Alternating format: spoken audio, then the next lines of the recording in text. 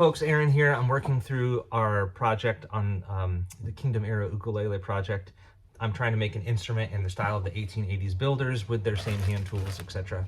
And it's time to work on the finish. So I had some choices to make what I was going to use. I already kind of do hand rubbed finishes, but the stuff I use has a lot of modern solvents and chemicals in it that didn't exist back then.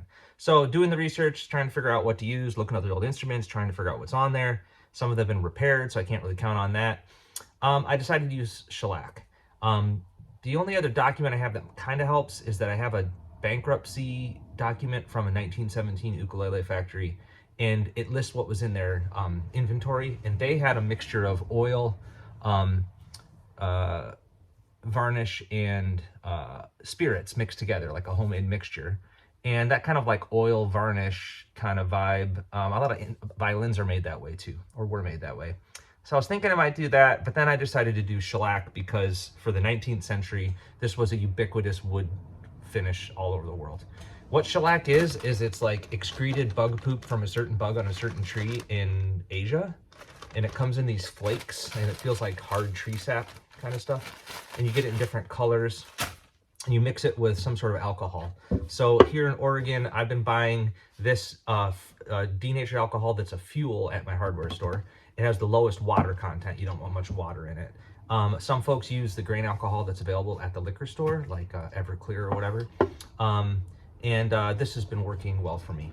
And then you need some sort of oil to lubricate. So basically what you do is you mix up the shellac in the alcohol in a jar.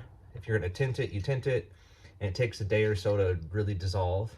And you mix it to different thicknesses. That's called a cut. So you use like a chart to figure out how thick or thin you want it. When I first got started, my first coats are actually a little thicker than I think I wanted, so I've thinned it back now for this section. So shellac was used for almost everything in the 19th century, and it's still used by luthiers in all kinds of applications.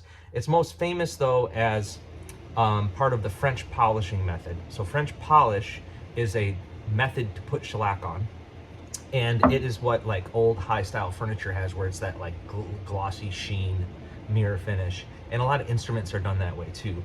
I'm doing that, but I'm not attempting to go for super gloss. The old instruments I saw aren't real glossy, and they don't have a real thick finish anyway.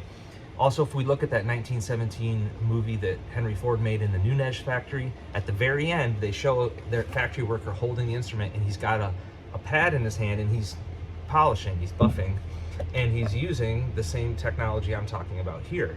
So since I saw that on that one, I'm like, well, okay, I'll do shellac.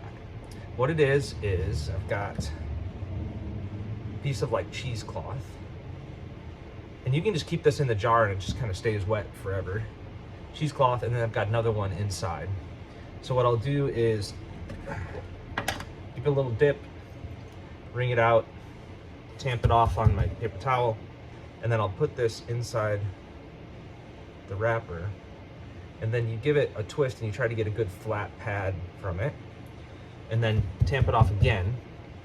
And then I'll every once in a while I'll put a little bit of walnut oil on the outside. Some people use olive oil, some people don't like oil at all. I just use a little, so you don't want too much oil in the finish. That acts as a lubricant. And then what I do is I make these strokes kind of like this, and it looks like you're not doing anything, but like I'll show you how fast it takes to get like one coat on the back. Okay, so that's it. So like it doesn't look like I did anything, but you do this like 40 times in a day on one section, and the abrasiveness of the pad with the alcohol mixed in like polishes and melts each microscopic coat into the next coat.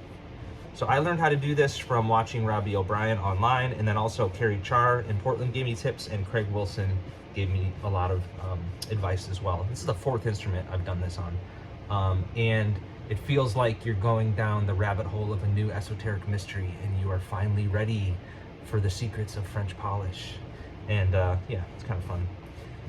Nowadays, most guitars and things are made with nitrocellulose lacquer or some sort of lacquer, but in 1880 I could see shellac being a good choice, especially since those guys were working on a high style period furniture that has that French polish look to the top of it. Okay, so now this is going to kind of be, it dries super fast, but it's still kind of sticky for a while, so I don't want to flip the instrument over or anything. So I'll kind of do everything I can easily get to from this way. And it's such a thin coat that like you go like this and I can watch it like evaporate as I go.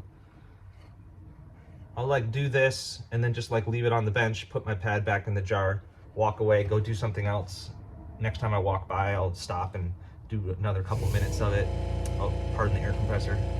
And you just kind of go at it. And I've kind of got to the point where I really kind of have enough on here. I'd rather kind of start knocking back how shiny it is with like wax and steel wool, because I don't need this to be too thick and shiny, but it's already shinier than an instrument of mine normally would be. In the raking side light here, I can see all the imperfections that I would want to work on. So, you know, but I mean, hey, it's looking pretty good. And after I do this, it's basically a weekend of doing this.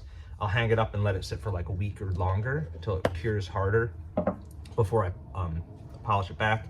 And then Carrie taught me this trick of French polishing at the end with almost like mostly alcohol, just to melt everything together and get it real smooth. So I might do that too. I don't know. I'm kind of new to this, but it's working. I mean, technically it's a finish. It's going on. It'll cure hard. I just have high standards and high hopes for this sort of thing, so I want it to look really good. But yeah, it's nice because there's not very many chemicals to breathe in. The alcohol is pretty chill compared to modern solvents.